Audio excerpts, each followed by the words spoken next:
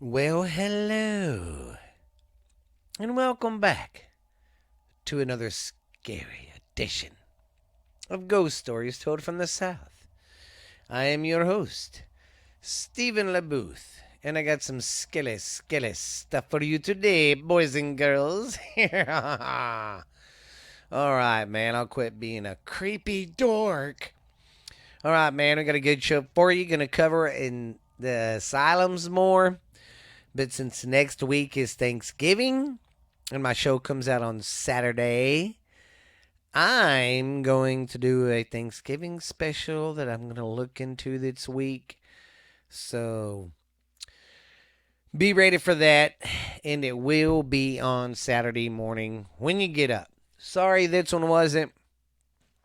I should have done it last night, but me and the kids made a fire in the back last night and cooked some hot dogs on the old bonfire and did some s'mores for dessert and told some stories. So, yeah, I did a little family time last night instead of recording like I should have. But hey, I'm here this morning, ready for you guys. But we got a good show. Like I said, going to cover more asylums. And then I got a Thanksgiving special I'm going to do for next week. But I just want to say thank you guys for listening. Everyone around the world who listens, thank you, thank you, thank you, thank you.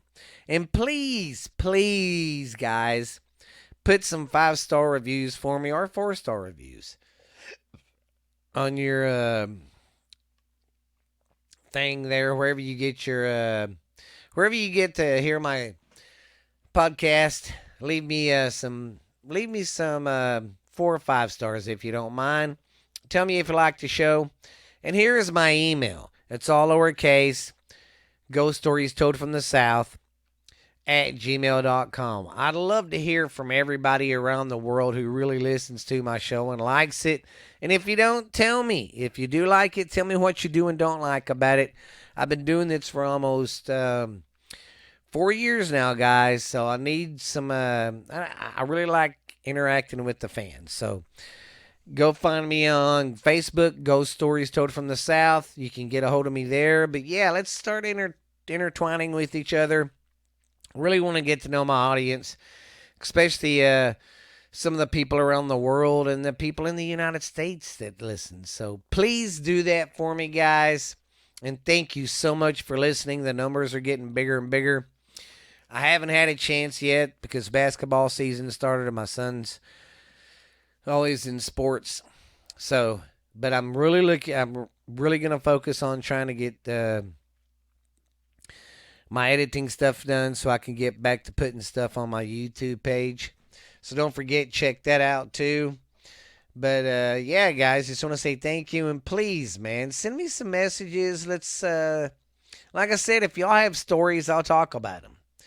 So yeah, but here are what we're gonna go over today. Gonna go over the Conjlam Hospital in South Korea, the Lier Sykehus in Norway. Hopefully, I didn't butcher that up. Then we got the Royal Hope Hospital in Florida. Then the Tranquil Hospital in Canada. All right. So let's do the first one. What do you say? the Conjlam Asylum in South Korea. The asylum is located in South Korea. It has garnered much attention and interactions over the years due to its eerie atmosphere and chilling mysteries. Serving as its inspiration for the 2018 South Korean horror film Conjlam Haunted Asylum, directed by, if I butchered its name, I'm sorry, Kong Bong Ching. The abandoned hospital has become a popular destination. Okay. a popular destination for thrill seekers and horror enthusiasts alike. The film centers around a group of six thrill seekers and six. Oh wait, six. The film can.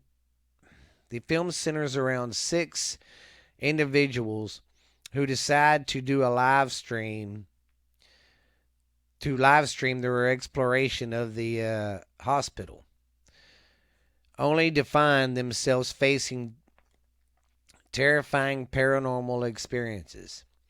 As the story unfolds, viewers are left on the edge of their seats, wondering what dark secrets lay hidden within the walls of the once functioning psychiatric hospital. However, the reality of the asylum is just as murky as the fictional narrative rumors presented that the asylum's director was a satanic individual who tortured and killed his patients before disappearing without a trace. Yet there is little evidence to support such claims, leaving suspicious and believers alike in a state of uncertainty, and curiosity. With its chilling background and eerie embracement, the asylum remains a captivating mystery in capturing the imagination of those who dare to uncover its secrets. Here is the history of the asylum. The history of the asylum dates back to 1961 when it was built near Seoul in the city of Gwangju. Sorry if I'm fucking these names up, man. Known for its expansive 3-floor faculty, the asylum housed patients who needed psychiatric care for various mental health issues. However, in 1996, the owner passed away due to local authority conflicts. His children opt not to take over the institution. As a result, the asylum was abandoned. So basically what happened, the guy that I guess owned it and ran it passed away, and his kids didn't want to keep it going, so they shut it down. Over the years, the building began to deteriorate as no one took responsibility for its upkeep or restoration. Eventually, in 2018, the demolited structure was demolished, putting an end to the once threatening mental health faculty. Although numerous urban legends and myths grew around the abandoned asylum, most of the tales were unsubmitted, with no police reports or family complaints to verify them. So basically what they're saying is there's these stories out there, these legends, but there's no hard evidence to back them up. But in a lot of asylums, they didn't keep records on exactly everybody who died or everyone that had something bad happen to them. So it's one of them things that you don't know if it's true or not. Over the years, the building began to deteriorate as no one took responsibility for its upkeep or restoration. Okay, I already read all that. Legends, myth, tales were... Furthermore, the patients from the asylum were successfully transferred to a hospital in Yongin after its closure. Despite the myths and rumors, the true story of the asylum is one of a neglected institution that fell into disrepair and became a historical building in South Korea. Here, the next thing we're going to talk about is the establishment of the place and the abandonment. The asylum, once situated in Gyeonggi, Seoul, South Korea, was rumored to be one of the most haunted places in the country. Established in 1961, its sprawling three-floor faculty was known to house patients with mental health issues. However, the asylum was abandoned in 1996 after the owner's death and difficulties encountered by its children with local authorities. Over the years, the building began to deteriorate, which normally led to the demolition in 2018. Countless myths surround the asylum, including tales about cruel treatment of patients, mysterious deaths, and mad doctors conducting experiments. Despite these claims, there is no documented evidence to support them. Although the asylum certainly had its grim past, it was primarily abandoned due to economic downturns, unsanitary conditions, and problems with sewage disposal systems. Debunking the paranormal stories did not prevent tourists, ghost hunters, and filmmakers from visiting the faculty. In fact, of course, already covered this. They made a movie, blah, blah, blah, blah, blah. All right. Many asylums around the world have had a dark past, particularly in the 20th century, when it comes to the treatment of patients. This led to numerous urban legends and stories about mysterious and horrifying incidences in such situations. One of the main reasons for these legends is the inhumane treatments used on patients, such as lobotomy. Of course, I've already told y'all what that sick thing was. I can't believe people actually thought a fucking lobotomy would work.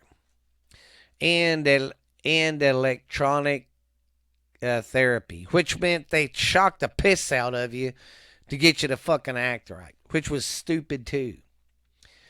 These methods were widely used in the past to cure mental illness, but they often caused more damage and even death.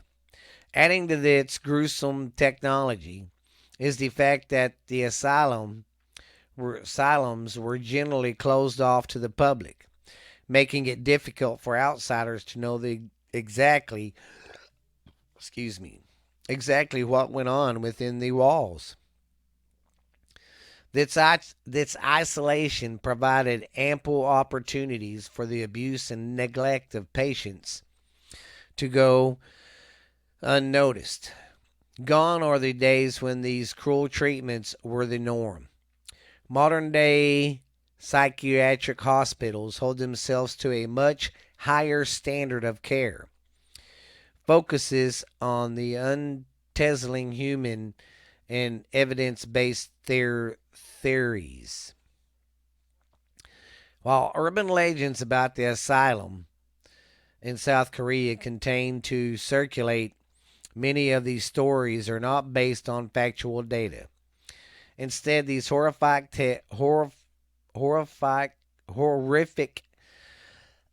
details often stream from the terrifying history and nature closed off establishments where mentally ill individuals were subjected to inhumane treatments.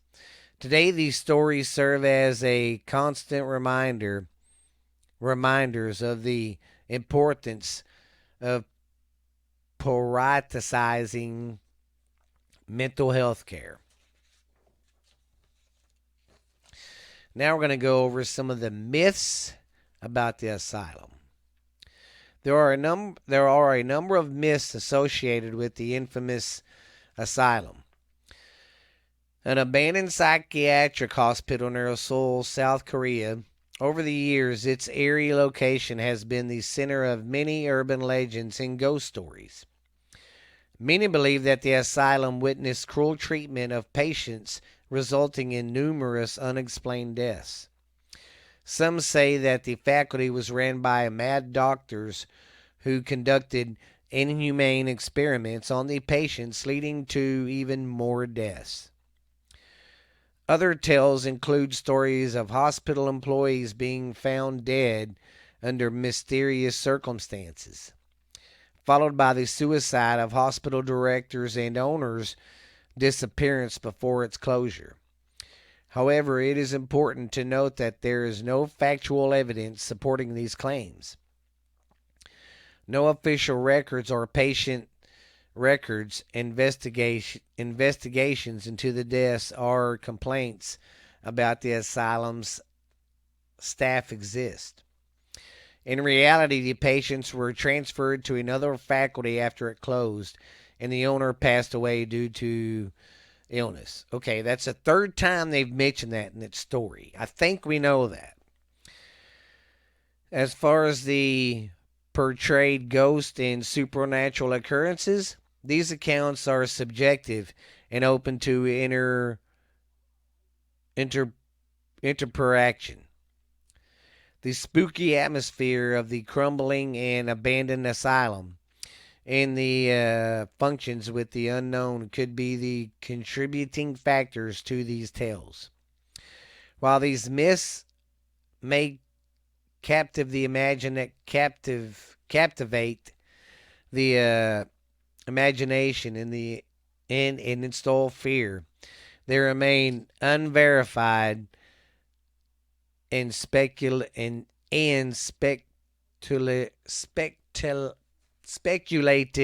in nature.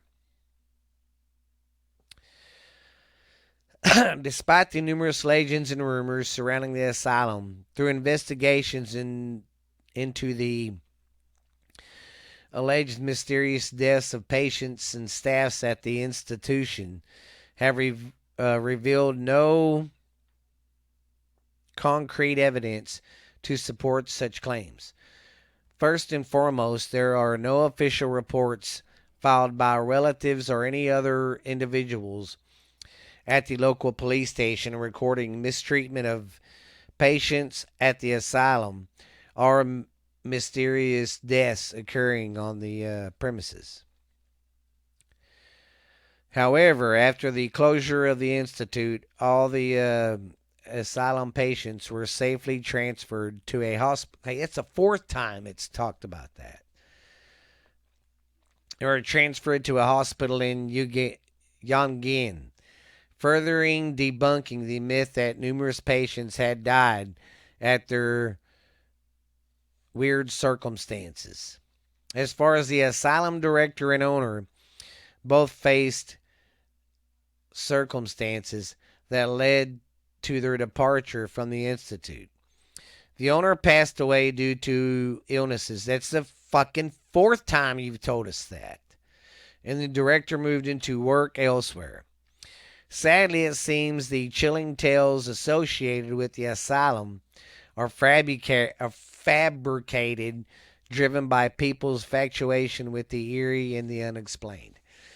But back in the day, though, they would do shit on people, because there's a lot of people that got dropped off these asylums that had no direct kin, and that's the ones that they would do these special experiments on because they knew nobody would miss them. Not trying to be mean and say human life doesn't matter, because it does, but you know, if they got somebody in there that no one gave a shit about in the outside world, they could do what they wanted and nobody would know. So that's why I say you can't sit there and say that nothing ever happened at the hospital, because it's not on record, because that don't mean shit.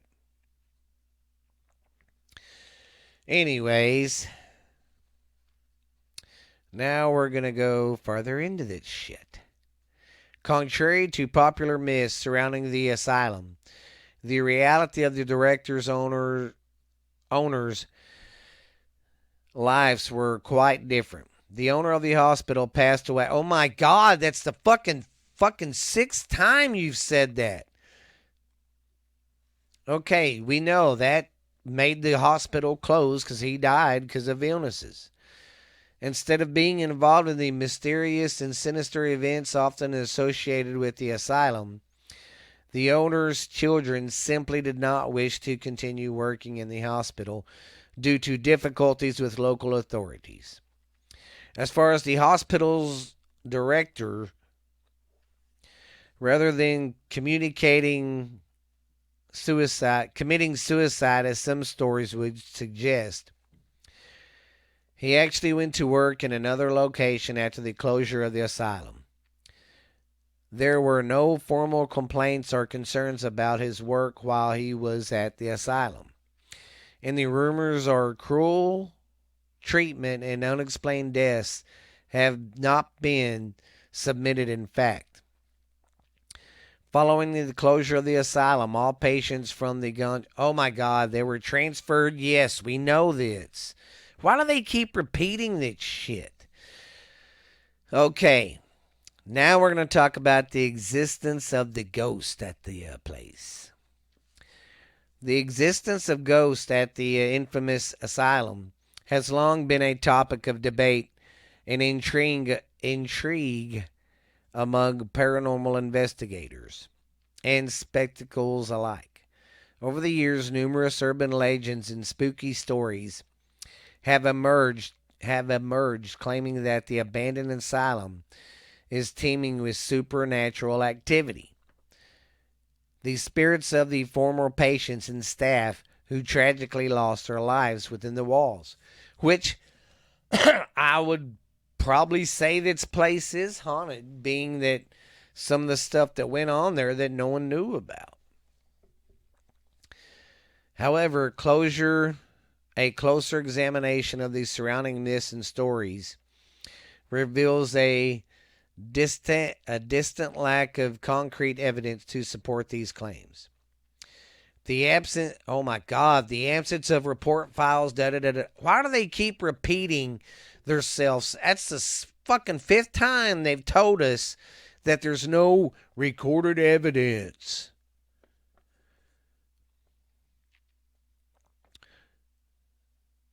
Oh God, and then once again they talk about the owner and how this pisses me off.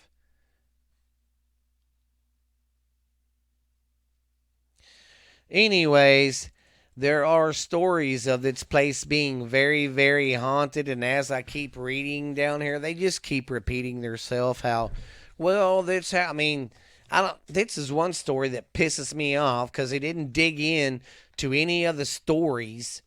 All they did was repeat themselves in this one, so I'm very sorry if this one didn't dig down deep and talk about the stories and the ghost. So I'm very sorry about that.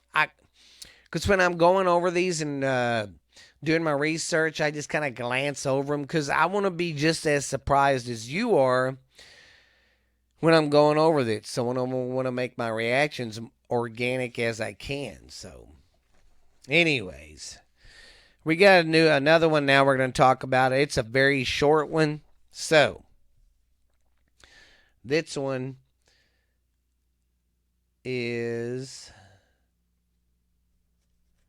hope I say that's right, the Lier Sykehus in Norway. It was opened in Norway in 1926. The hospital was known for conducting experiments on patients that centered around the testing of new medications. These medications were believed to be so risky that even the pharmaceutical industry of the time refused to test them on humans. Most of the places have been abandoned since 1985, yet some areas still operate as a mental hospital. Apparently, the current patients share their space with paranormal activities such as apparitions and noises, while trespassers claim to see ghosts and shadows Not many solid accounts are available about this place. Nonetheless, it is considered one of the most haunted places in Norway. All right, sorry that one was short, guys. But a lot of these places I can't find a lot of stuff on them. So, all right, now I gotta turn a fan on.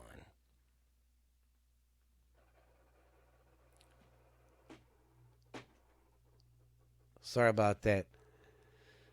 God, I'm gonna turn it off. Sorry, sound like an old truck trying to start up. All right, let me get a little drinky drink.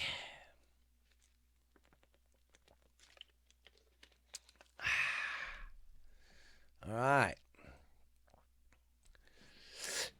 All right, our next story is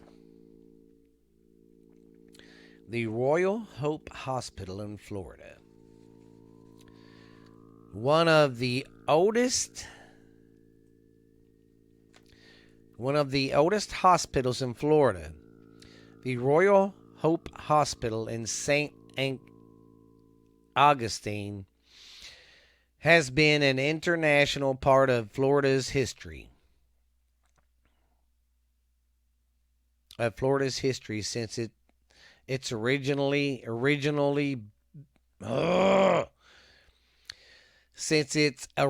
building was constructed all the way back in the late 1700s.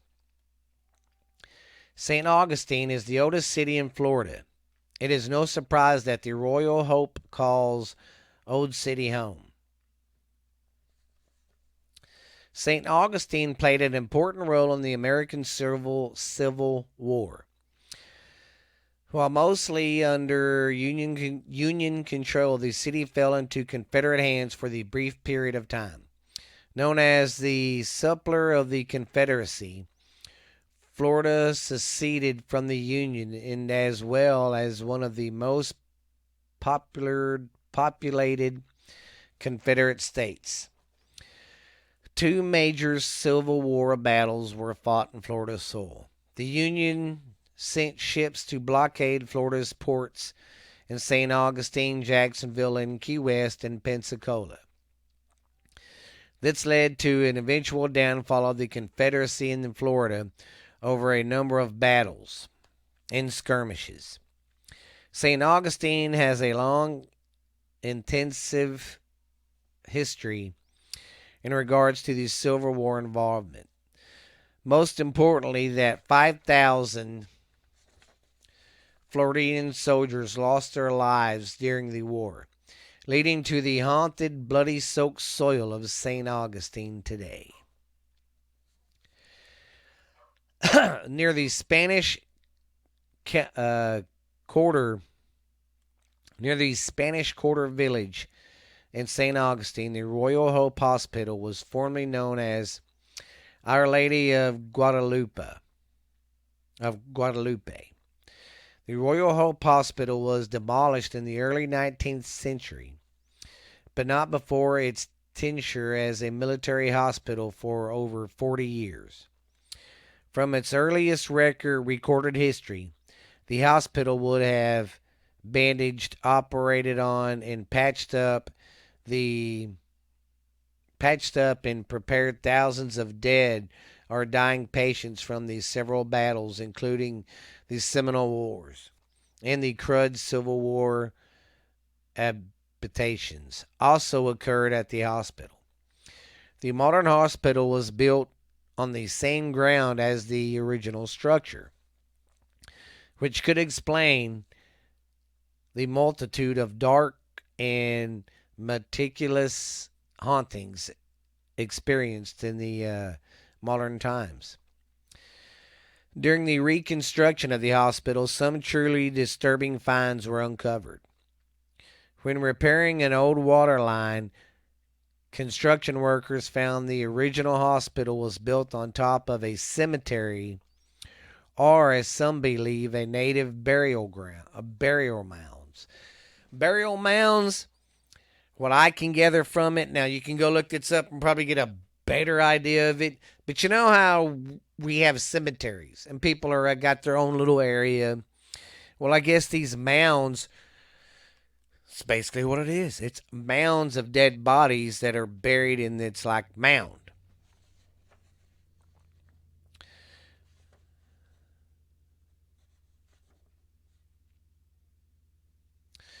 Okay.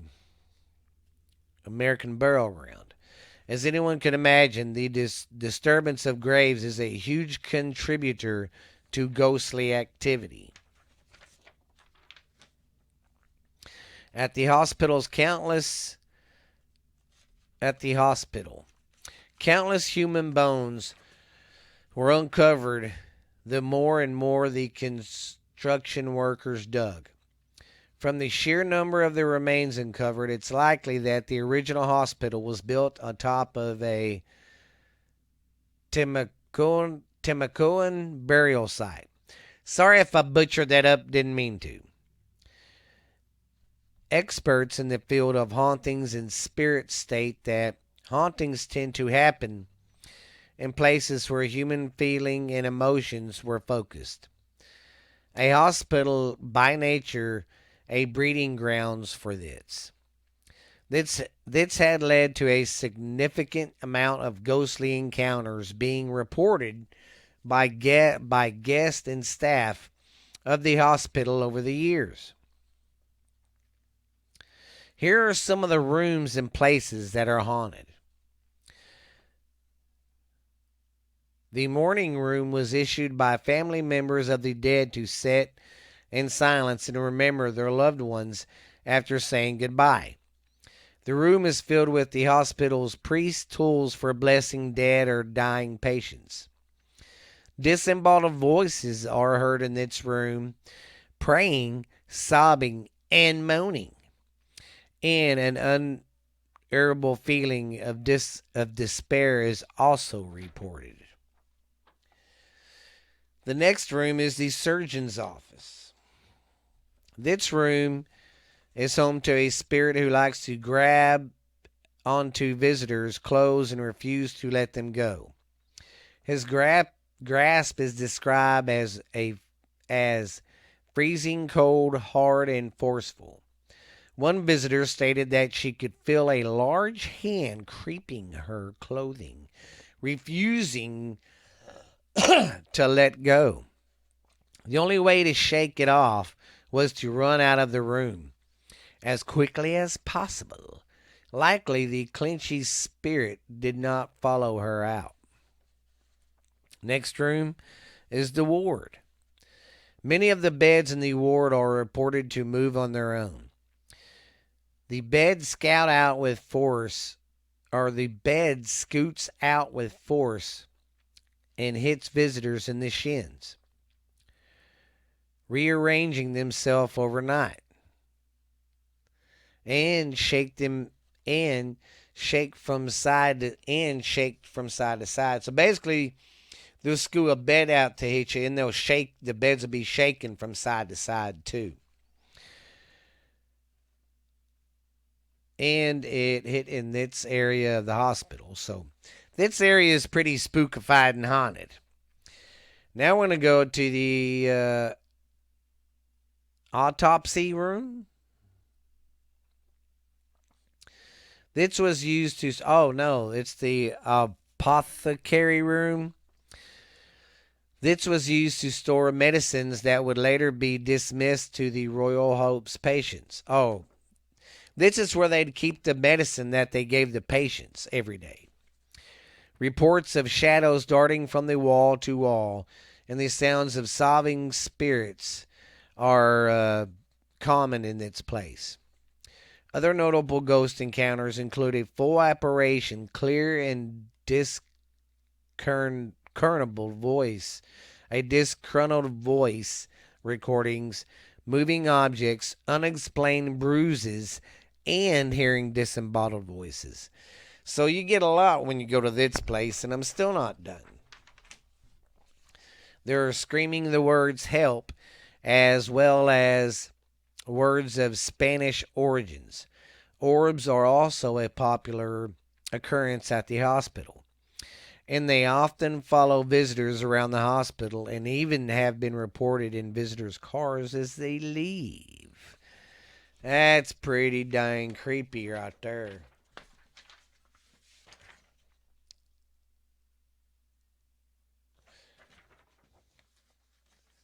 All right. Well, I hope y'all enjoyed that one. That one was pretty good. I like how they broke it down. Now, see, that's what I mean. That one got to the juice of the story and said what it was about. I don't get why the other ones don't do that. But that one seemed pretty good. Now, let me get ready for our next story of the day. Ha ha. All right, our next and last story is the haunted Tranquil Sanatorium in Canada. The Tranquil Sanatorium is located in Kamloops, British Columbia, Canada, and it was built in 1907 to treat tuberculosis, otherwise known as the White Plague. The grounds that the hospital was built upon were previously used for ranching before the British Columbian government purchased the land for the construction of the sanatorium. Originally, the faculty was named the King Edward V Sanatorium and served tuberculosis patients, especially during the peak of the epidemic. The British Columbia Society for the Prevention and Treatment of Consumption and Other Forms of Tuberculosis held its very first meeting on January of 1904 to begin the plans and fundraising necessary to build an institute of tuberculosis sanatorium. They soon discovered the property for sale, and after raising $58,000, they bought 600 acres from the family of earlier settlers, William Fortune. They also took over the lease for an additional 2,000 acres from the Dominion government. Thus, Tranquil Sanatorium was born with just a hop, skip, and jump stateside. You can express New York's. Oh, anyways, don't regard I said that. This hospital opened in November of 1907, and by 1910 it could house 49 patients and have 12 employees and admits administration officers and nurses. Eventually, the sanatorium had 360 beds, but half of those admitted to Tranquil paid for their stay. It cost patients about $55 a month, with the average stay lasting for 200 days. At one point, the hospital's history, patients were not allowed to open thrown mail and even were made to work without pay, which was seen as therapeutic. Food, money, and clothing and other items were prohibited from being brought to the patients from the visitors. As the tuberculosis epidemic spread throughout the 1900s, a small community formed around the hospital, aptly named Tranquil. The small town had gardens, houses, a gymnasium, a farm, a fire department, and more. This was common with sanatoriums built in the Kirkbride style, a design influenced by Dr. Thomas Story Kingbride, and a 19th century physician who developed a special type of design style for mental asylums, which are characterized by their batwing floor plan and sprawling grounds. Many Kirkbride asylums, like Ohio's Tranquilian Lunatic Asylum, and we've covered that, I believe. Operated as makeshift communities. For decades, the hospital had livestock gardens and farming fields. It also included an orchard, a dairy, a plant to generate steam heat, and a carriage shop.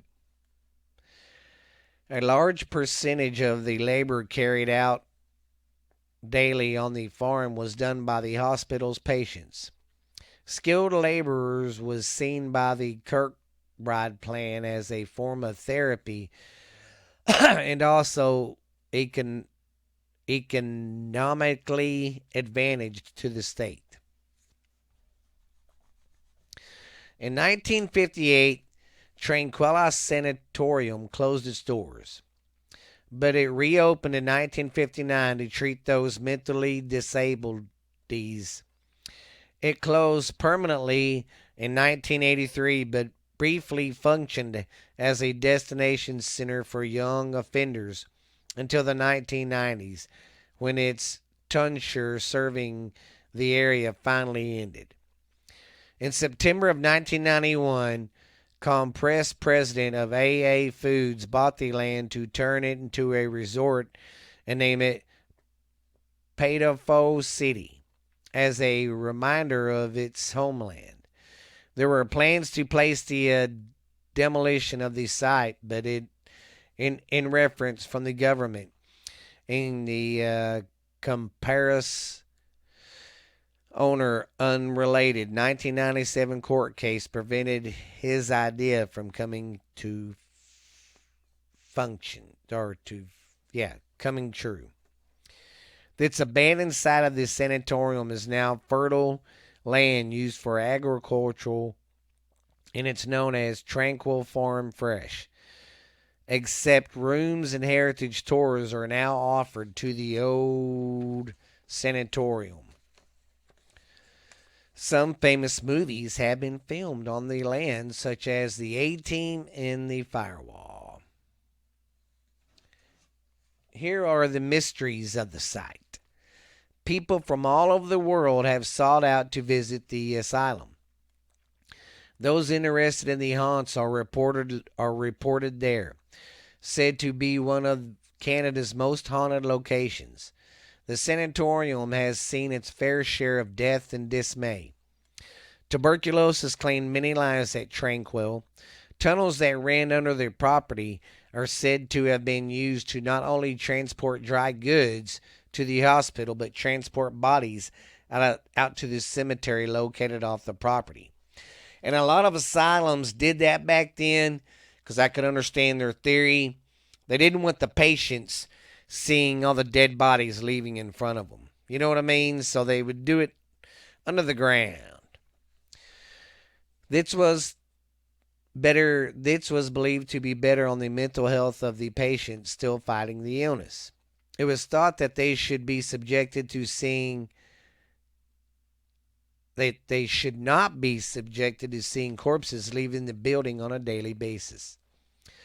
Visitors to the sanatorium these days come looking for thrills, but they are left much more than what they bargained for. Some Patreons experience disembodied moans and groans that are certainly not part of the historic tour given in the hospital. And others have been reported seeing apparitions wandering around the grounds, as well as orbs fighting around. Flying around the property and hallways of massive structures. The hauntings at the asylum, reminiscent of the ones reported in the Athens Lunatic Asylum in Ohio. Oh, the Athens Lunatic Asylum in Ohio. Excuse me. Okay, now this is what somebody else wrote, like reporting on it in a paper. While many deaths occurred in and around the asylum, there's few truly stand out. One tells of a patient named Margaret Schilling who disappeared on December 1st in 1978. It wasn't until January the following year that her body was discovered in a long abandoned ward, where an autopsy showed she died of heart failure. She was found completely named with her clothing neatly folded next to her body. What the hell? She was found, I guess, naked, and her clothes were found folded next to her body. Now that's weird. More interesting in the permanent stain that her body left behind, imprinted on the floor, unable to be removed by numerous cleanings. Her spirit is said to be seen staring down from the window from the room where her body was found. She has also been seen attempting escape and is known to wander the building at night. Other former patients are also said to have stayed behind, appearing as full-bodied apparitions standing in the empty wings of the former hospital. Disembodied voices, yells, squalling and squeaking gurneys, and strange lights and screams are also commonplace. It seems as if the echoes of its place of healing are still heard, regardless of the purpose of this site, what the site serves now. The energies from the patients in the past remain of the asylum, and visitors to the former hospital today leave with plenty stories to tell. Wow. Well, guys, hope y'all enjoyed this week's edition of Scary Stories. Now, next week, like I said, I'm going to do something for Thanksgiving. Yeah. I got something I'm going to start looking into. So, be prepared for next week. Gonna be a good week. Like I said, guys, you can get this podcast on any platform pretty much now. Got the YouTube channel. Look for me on Facebook, Ghost Stories Told from the South, guys. And like I said, I really, really, really want y'all to start kind of communicating with me more, leaving me some 4 or 5 star reviews. Tell me what you think of the show. Wherever you're listening to this, even on Spotify, talk to me. Leave a message. Leave me a star rating. Something. But, yeah, guys, I'm getting close to doing this for 4 years, and I'd really like to see it grow more and more like it's doing. But here's my goal, though, guys. I really want to hit 200 members on Spotify or more before I end up going to my 200th episode, which will be the marking of 4 years I've been doing this. So I'd love to do this full time and not work because I love podcasting. I love researching these stories. So you can help me out, man. Let this podcast grow. Just want to say thank you once again to everybody who listens around the world. That is awesome. Just thank you very much. And until next week, guys, be scary. And don't get too scared now. But this is Stephen LeBooth leaving. I will see you later. Y'all guys have a good one. Till then, love you guys. Be good, be scary. And like I said, let's get this podcast really growing and really getting out there. And if y'all think I should maybe start coming up with some shirt ideas and sell shirts, let me know, man. Because you fans are the reason why I do all this. So I'd love to hear back from you more. But do that for me and let's set a goal. And let's get this fucking podcast up on a national wide listening to everybody. Get everybody listening. But until then, guys, we'll see you later. Be scary.